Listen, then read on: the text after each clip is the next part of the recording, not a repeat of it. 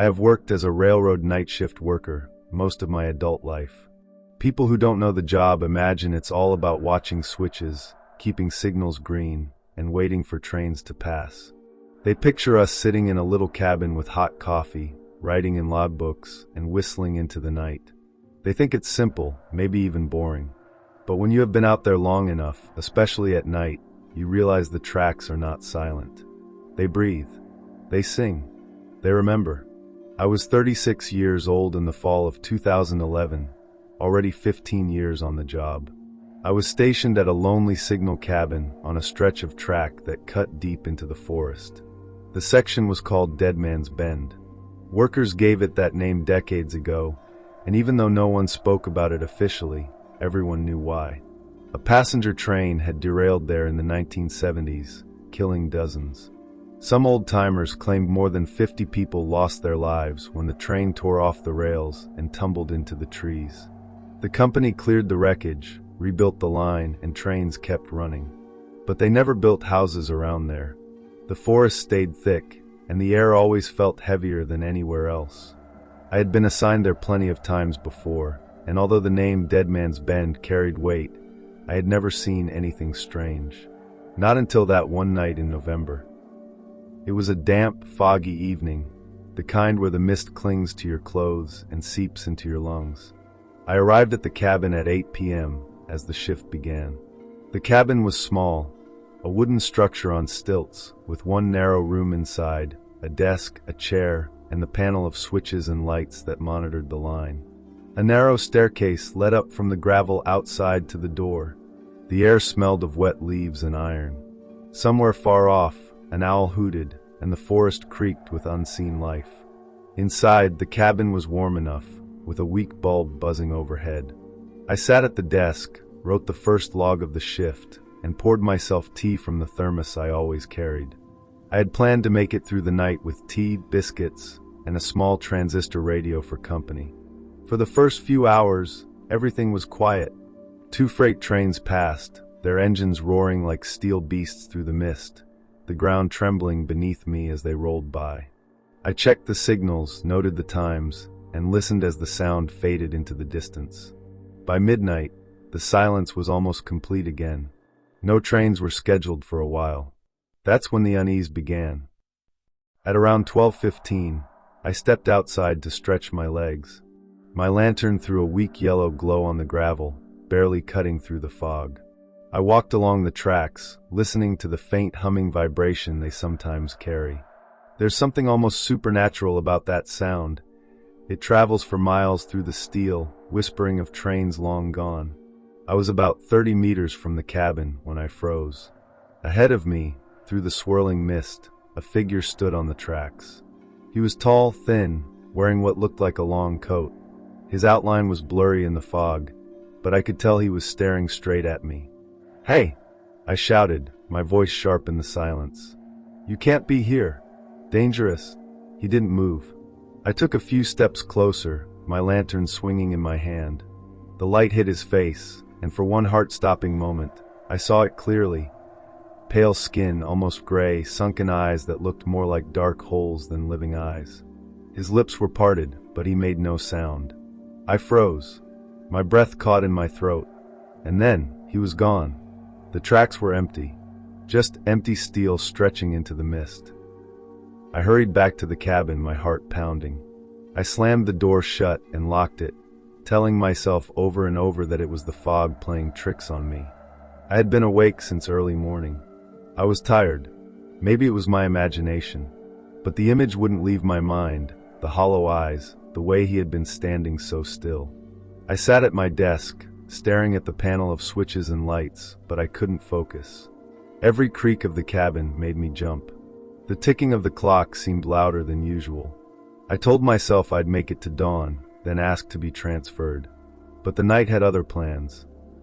It was just after 1 o'clock when I first heard it. A sound, faint at first, carried on the mist. I thought it was a train whistle. I looked at the schedule, but no train was due. The sound grew louder. It wasn't a whistle, it was screaming. Dozens of voices. Men, women, even children, all screaming in panic. The cries rose and fell like a wave, echoing from the bend in the tracks. My blood ran cold. I rushed to the window, but outside there was only fog. No train, no lights, no movement. Just the sound of people screaming in the dark.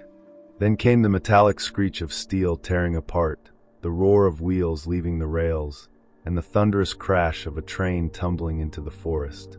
The cabin shook. My lantern rattled on the desk. I grabbed it and ran outside, expecting to see fire, twisted wreckage, chaos. But there was nothing. The rails stretched silently into the fog, smooth and empty. The forest stood still. The night was unbroken. And then the silence returned, heavier than before. I went back inside, shaking, barely able to breathe. I sat at my desk with my lantern close, staring at the door. At around 3 o'clock, I heard it. Heavy footsteps on the wooden stairs. Slow, dragging steps. One step. Pause. Another step. They grew louder as someone climbed toward the door. The knob rattled. I couldn't move. My hands were gripping the lantern so tight my knuckles turned white. The knob turned, and the door creaked open. In the doorway stood the same man I had seen on the tracks. His coat was torn, his skin pale, his eyes empty. Water dripped from his clothes, pooling on the floor. He stepped inside, the boards creaking under his weight. With each step, the smell of damp earth and rust grew stronger, filling the cabin. I whispered, "Who are you?" My voice cracked. He didn't speak. He just raised one hand, trembling, and pointed toward the bend in the tracks. His eyes locked on mine. He didn't blink. And then he vanished. The rest of the night was torture. Every sound outside felt like footsteps. Every shadow in the mist looked like him. I couldn't sit still, but I couldn't leave either. Sometimes I thought I heard voices whispering under the cabin, like people trapped beneath the ground. Other times I felt vibrations in the floor, as if a train was passing directly under me, though the tracks outside were silent. I kept writing in the logbook just to keep my hands busy, but the words were shaky and senseless. By dawn, I was exhausted, broken, and ready to leave. When the morning shift worker arrived, he found me outside the cabin, sitting on the gravel, pale and shaking. I couldn't even explain properly what had happened. A week later, one of the oldest workers, an engineer close to retirement, pulled me aside. He told me that the man I had seen matched the description of the conductor from the 1970s crash. According to the reports, that conductor had stayed at his post until the last second, trying desperately to slow the train before it hit the bend. Witnesses said his body was never found, buried deep in the wreckage and swallowed by the forest. Over the years, workers claimed to see him, always on foggy nights, always pointing toward the bend, as if warning others of what happened there. Some said they heard the phantom crash, the screams of the passengers, the tearing of steel. Most people laughed it off, but the old engineer's eyes told me he believed every word. Since that night, I have never worked a shift alone at Dead Man's Bend again. I asked for transfers, begged, even threatened to quit. The company didn't ask too many questions. They knew the place had a reputation. But even when I worked other posts, the memories haunted me. Sometimes I dream of the screams. Sometimes I wake up drenched in sweat, convinced I hear footsteps on the stairs outside my bedroom. People say ghosts don't exist. Maybe they're right, but I know what I saw. The man on the tracks was real. His warning was real. And when I close my eyes, I still see him standing in the fog, pointing toward the bend where so many lives were lost. And I know one day, when my time comes, I'll hear that phantom crash again. I have worked on the railroads since my early 20s, but nothing has ever shaken me like the night I spent inside Black Hollow Tunnel. It was 2014, and I had been a maintenance worker for nearly a decade. Our job wasn't glamorous. While people slept, we were the ones who went into the dark, checking bolts, inspecting tracks, tightening switches, and clearing debris. We didn't wear pressed uniforms like conductors. We wore stained jackets, steel-toe boots, and carried heavy lamps that barely pushed back the night. Most shifts were long and quiet, filled with boredom. But some places carried reputations. Some places made men uneasy. and Black Hollow Tunnel was one of them. The tunnel cut straight through a mountain range, built in the late 1800s when men worked with dynamite, pickaxes, and sweat. It was nearly 2 kilometers long, with old brick walls slick with dripping water. Stories surrounded the tunnel. Old workers said dozens of men had died building it, buried alive when sections collapsed. Some said a train carrying soldiers during the war derailed inside, sealing the men in smoke and fire. Others whispered about a young woman who had been struck by a train in the 1960s, wandering into the tunnel at night, never coming out.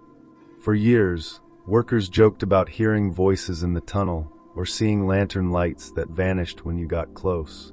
Some claimed they heard a train thundering toward them when no train was scheduled. Most laughed these stories off, but not everyone. A few older men told me to never, ever be caught in Black Hollow Tunnel after midnight. It was late autumn, the air sharp and cold. I was assigned with one other worker, Miguel, to inspect the track inside the tunnel. A freight train had reported a strange vibration as it passed through earlier that week, and we needed to check the rails. Our shift started at 10 p.m. By the time we reached the tunnel, it was nearly midnight. The entrance yawned before us like the open mouth of the earth, black and wet. The trees around it stood like silent watchers, their bare branches rattling in the wind. I tightened my jacket, adjusted my hard hat, and switched on my lamp. The beam cut a narrow cone into the darkness, illuminating the wet brick walls and the glistening rails. "Let's make it quick," Miguel muttered, his voice uneasy. We stepped inside. The tunnel swallowed us whole. The air was damp and heavy, smelling of mold and rust. Water dripped from the ceiling, echoing in the hollow space.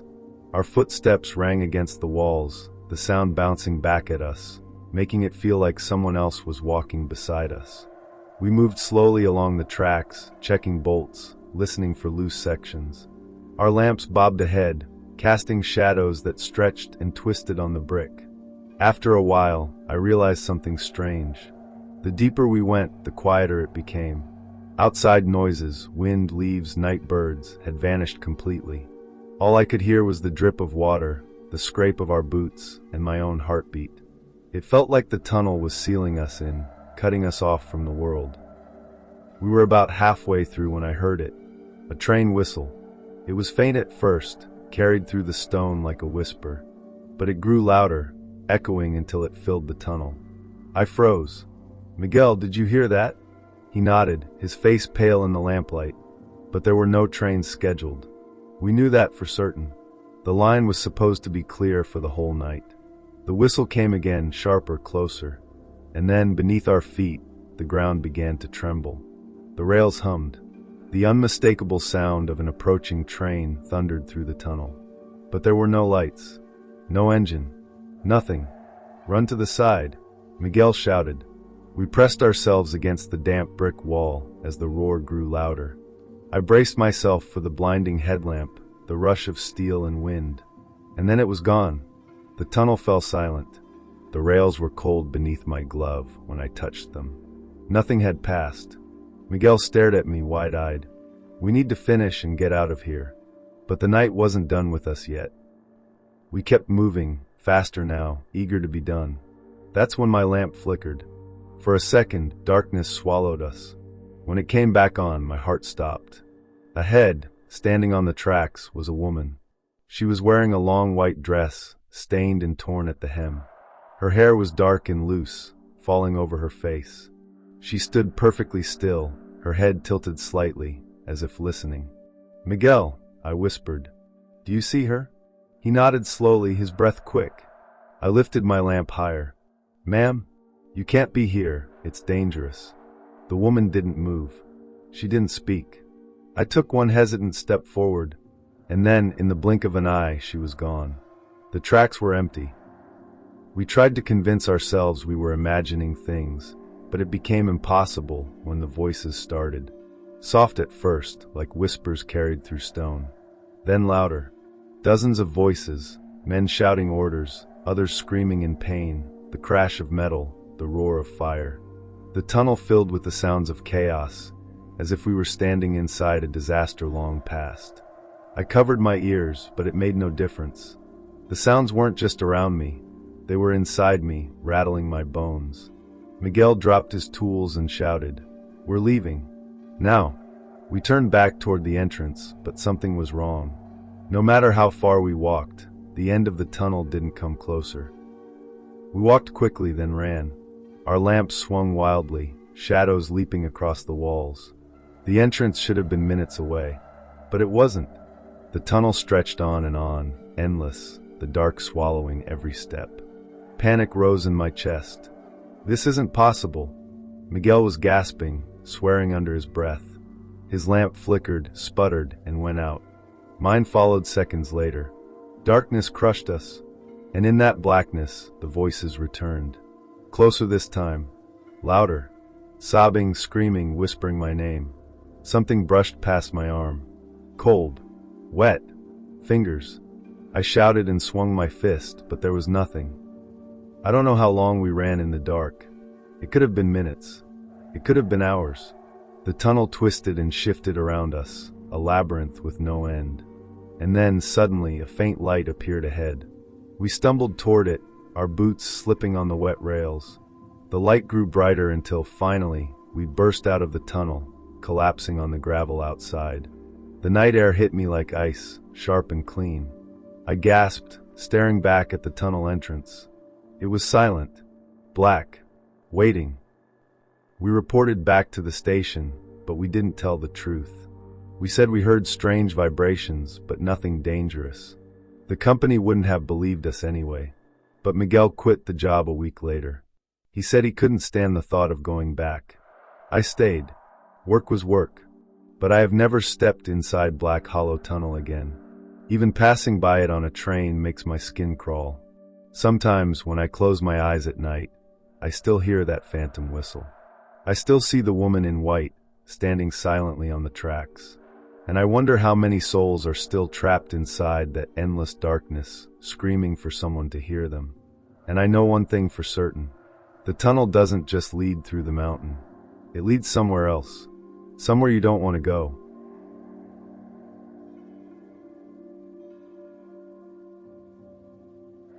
I spent most of my career as a railroad signalman. To most people, that sounds dull. You sit in a little hut, you watch the crossing, you lower the barriers when a train approaches, and you log times into a book. That's it. But if you've ever worked nights in a remote crossing hut, you know there's more to it than that. There's the silence. The feeling that the world has gone to sleep, leaving you alone in the dark with only the rails for company. The constant hum of the wires, the faint vibration of the ground, the distant hoot of an owl or bark of a dog somewhere far away. Hours stretch endlessly, and you begin to notice every sound, every shadow. And sometimes you notice things you wish you hadn't. This is about my last shift at Ashford Crossing. Ashford Crossing lay on the edge of the countryside, surrounded by empty fields and a patch of forest that stretched for miles. The road that crossed the rails was barely used after dark. Few cars, fewer people. The signal hut stood alone beside the tracks. A squat brick building with a single window facing the crossing, a coal stove for heat, and a panel of switches connected to the barrier arms and warning lights. The nearest village was 3 kilometers away. At night, you could stand outside and hear nothing but the wind through the trees. The place had a reputation among older workers. They said Ashford Crossing was haunted. No one said it officially, of course, but stories passed between men on night shifts like cigarettes. Some said a train had struck a wagon full of farmhands in the 1930s, killing several. Others whispered about a woman who had lain across the rails during the war, ending her life under the wheels of a freight engine. A few spoke of a more recent tragedy, a drunk driver caught between the barriers, too slow to escape. I never knew which story was true. Maybe all of them. But I do know one thing, strange things happen there. And on my last shift, they happened all at once. It was winter 2017. I arrived at the hut at 9 p.m. The air was cold enough to sting my face, and the sky was heavy with low clouds, hiding the moon. Inside, I lit the coal stove, set my thermos on the desk, and checked the logbook. The schedule was quiet. 3 freights before midnight, then nothing until dawn. At 10:05, the first train passed, a long container freight. I lowered the barriers, the engine thundered by, and everything worked as it should. Routine. Normal. By 11:30, the second train had come and gone. After that, silence fell. I sat at the desk, listening to the tick of the clock, the crackle of the stove, the faint buzz of the signal wires outside. Then, just after midnight, the bells began to ring. The crossing bells clanged suddenly, loud and sharp in the stillness. I jumped, spilling tea across my logbook. The red warning lights outside began flashing. The barriers started to lower. But I checked the schedule. No train was due. Not for hours. I stared at the panel, confused. I had worked this job long enough to know false alarms sometimes happened. Wires shorted, circuits misfired. But this felt different. I stepped outside. The barriers were fully down, blocking the empty road. The bells rang on, echoing across the fields. The red lights pulsed in the misty air. But the rails were silent. No vibration. No headlamp in the distance. I stood there for 5 minutes, waiting. Nothing came. And then, just as suddenly, the bells stopped. The lights went dark. The barriers creaked back up. The crossing stood silent again, as if nothing had happened. I returned to the hut, uneasy. I told myself it was a technical fault, but deep down I felt watched. At 1:15 a.m., I looked out the window and froze. Someone was standing on the tracks. A man, tall, wearing what looked like overalls or a workman's coat. His back was to me. He stood perfectly still in the middle of the crossing, staring down the rails into the darkness. I opened the window. "Hey, get off the tracks. It's dangerous." He didn't move. I grabbed my lantern and rushed outside. The cold air bit into my skin. I ran toward him, shouting again. But as I drew closer, I realized something was wrong. His head was at a strange angle, tilted too far to the side, and his arms hung limply, too long, swaying slightly though there was no wind. I stopped dead, my lantern trembling in my hand. And then, in the space of a blink, he was gone. The rails were empty. At 2 a.m., it happened again. The bells rang, the lights flashed, the barriers lowered. I stared at the panel. I knew there was no train scheduled. My stomach turned cold. This time, I didn't go outside. I stayed at the window watching. The ground began to vibrate. I heard the rumble of wheels, the thunder of an engine, the clatter of freight cars. The sound grew louder and louder until it roared through the crossing. But there was nothing. No headlamp, no steel, no engine. Just the sound of a train that wasn't there, screaming through the night. The barriers stayed down until the last invisible car had passed. Then the bells stopped, the lights went dark, and the arms rose again. I sat back, shaking, my breath fogging the glass. By 3:30, I was barely holding myself together. I kept telling myself I'd last until dawn, then never return. That's when the knock came. 3 heavy knocks on the door of the hut. I froze, staring. No one should be there. The road was empty. The village was miles away. The knock came again. Slow, deliberate. My lantern flickered. The stove hissed. The air grew icy cold. I forced myself to the door and pulled it open. No one. Just the empty tracks, the silent crossing, and the dark fields beyond. But as I turned back inside, I saw it. A face pressed against the window. Pale, hollow-eyed, staring straight at me, and then it vanished. The rest of the night passed in a blur of terror. The bells rang 3 more times, always with no train. Shadows moved across the tracks when nothing was there. Whispers echoed inside the hut, voices I couldn't understand. At 5 a.m., just before dawn, exhaustion hit me. My head dropped to the desk. I must have dozed because suddenly I was standing on the tracks. But I hadn't moved. I was still in the hut. And yet, in some impossible way, I was also out there on the crossing. A train was coming. I could hear it, see its headlamp burning like a sun. I tried to move, but my legs wouldn't respond. The rails trembled under me. The whistle screamed. The engine roared closer. At the last second, something yanked me backward. I gasped, and I was back in the hut, drenched in sweat, heart hammering. Outside, the dawn light was breaking. Birds were singing. The crossing stood quiet. I handed in my resignation that morning. I didn't give a reason. I just said I couldn't work nights anymore. Some people laughed, called me soft. Others gave me a knowing look. A few even nodded silently, as if they understood. I never returned to Ashford Crossing, but sometimes when I pass through as a passenger, I see the barriers lower for no reason. I hear the bells clang in the distance when no train is due. And sometimes, though I pray it's only in my mind, I catch a glimpse of a man standing on the tracks, his head tilted at an impossible angle, staring at me as the train I'm on rushes by. I never look twice, because I know if I meet his eyes again, I won't come back.